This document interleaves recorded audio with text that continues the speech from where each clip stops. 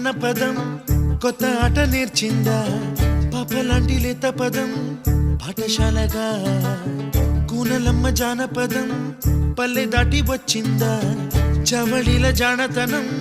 పాట చూపగా కుంచెలో తాగే చిత్రాలు ఎదురొచ్చేలా అంతటా